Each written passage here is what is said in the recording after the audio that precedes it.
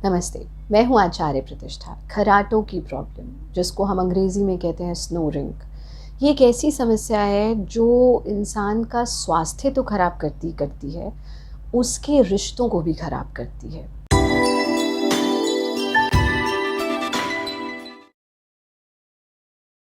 कितने ऐसे अच्छे खासे घर जो सिर्फ़ खर्राटे की समस्या की वजह से ख़त्म हो गए। पति-पत्नी अलग कमरों में सोना शुरू करते हैं और फिर वो बढ़ते-बढ़ते अलग तक हो जाते हैं। हमारी फैमिली लाइफ़ को पूरी तरह से डिस्टर्ब कर देती है स्नोरिंग की प्रॉब्लम। इंसान के अंदर हीन भावना जगाती है और स्नोरिंग की प्रॉब्लम अगर है तो उसका सीधा-सीधा सा अर्थ है कि आप ढंग से सो नहीं पाते हैं और जब आप ढंग से सो नहीं पाते हैं तो ये आपके पूरे के पूरे स्वास्थ्य को प्रभावित करता है। Because as I have told you so many times, sleep is a big healer. Sleep, सोते समय हमारा शरीर सबसे ज़्यादा हील करता है, पर अगर हम ढंग से नहीं सो रहे हैं तो हीलिंग्स नहीं होती हैं और फिर बढ़ते-बढ़ते बहुत सारी समस्याएँ हो जाती हैं। आज हम ये समझेंगे कि कैसे घर पर ही कुछ ऐसे घरेलू चीज़ों से और क्या योगाभ्यास करके हम अपनी स्नोरिंग की प्रॉब्लम को, खर्राटों की प्रॉब्लम को दूर कर सकते हैं। सबसे पहली चीज़, अगर आपको खर्राटे की समस्या है तो कमर के बल यानी ऐसे सीधे लेट करके ना सोएं। जब आप सीधे लेट करके सोते हैं तो खर्राटे ज़्यादा आते हैं, तो ऐसे में आप करवट से सोएं। अगर आप करवट से सोएंगे तो खर्राटे आने बंद हो जाएंगे। ये तो हम इंस्टेंटली करें।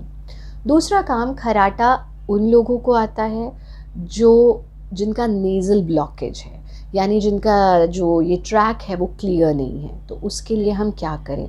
उसके लिए हम नियमित रूप से विरेचन गति का अभ्यास करें। विरेचन गति में हम सीधे खड़े होते हैं या बैठ जाते हैं और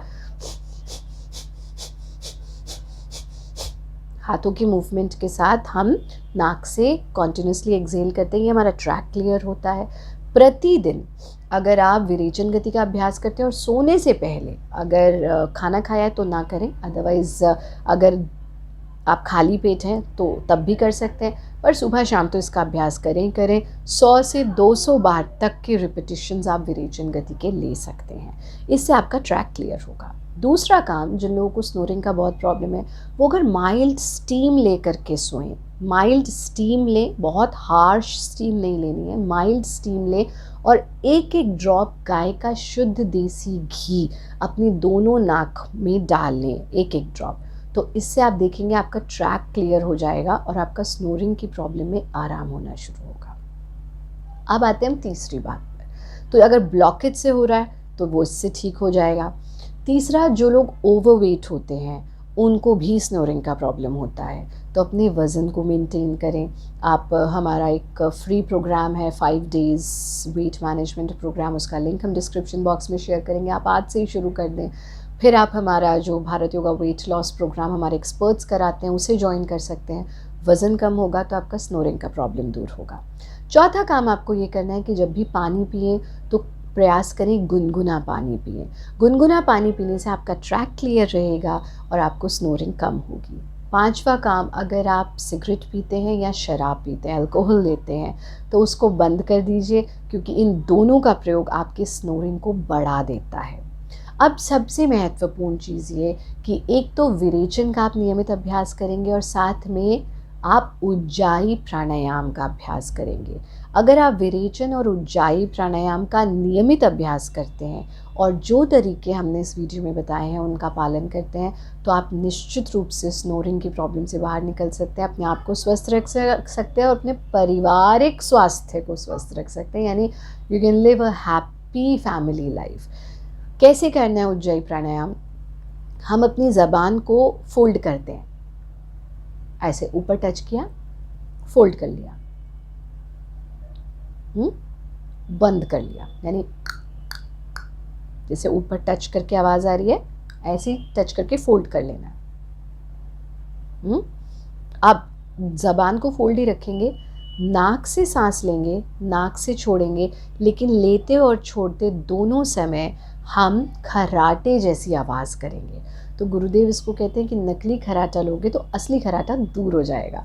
बहुत सिंपल है, लेकिन इतना भी सिंपल नहीं है जब आप करेंगे, क्योंकि जब हम विद्यार्थी जीवन में थे, so this was the toughest practice, मतलब शीर्षासन हो जाता था, हैंड स्टैंड, हेड स्टैंड, सब इसमें सबसे ज़्यादा समय लगा था। तो उसको साधना होगा।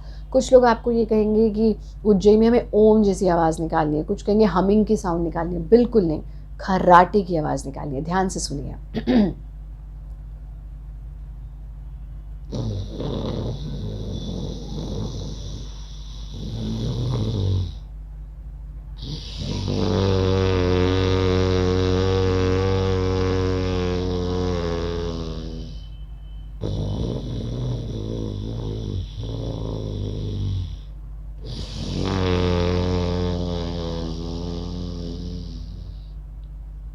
देखा आपने, सांस लेते हुए भी वो आवाज़ थी, सांस छोड़ते हुए भी थी, लेकिन हर बार हम नाक से ही सांस ले रहे और छोड़ रहे थे। और इस आवाज़ में आपको फील होगा जैसे हवा नाक से गई और पीछे पूरे गले को टच करते हुए अंदर जा रही है, इसे टच करते हुए बाहर आ रही है। अब जब आप इसका अभ्यास करेंगे, अगर आपको स्नोरिंग का प्रॉब्लम है, आपको बलगम जैसा या कुछ वेस्ट ऐसा लगेगा कि मैं उसको स्पिट कर दूँ, तो रुकिए, उसको स्पिट करिए, बाहर थूक दीजिए, फिर से दोबारा शुरू कीजिए। उस वेस्ट को अंदर नहीं रखना है। ये जब आप रोज़ करेंगे तो आपका मल निकलना शुरू हो जाएगा और आपकी खराटे की प्रॉब्लम दूर हो जाएगी। तो ये आसान से 6 या 7 चीज़ें आपको करनी है और आप इतनी बड़ी समस्या से दूर रह सकते हैं। लोग पता नहीं नाक पर स्ट्रिप्स लगा के सोते हैं, कुछ करते हैं, वो सब ऑपरेट तक करा लेते हैं लोग। उसकी आवश्यकता नहीं है। ये आसान से काम करें, आपकी खराटों की प्रॉब्लम दूर हो जाएगी।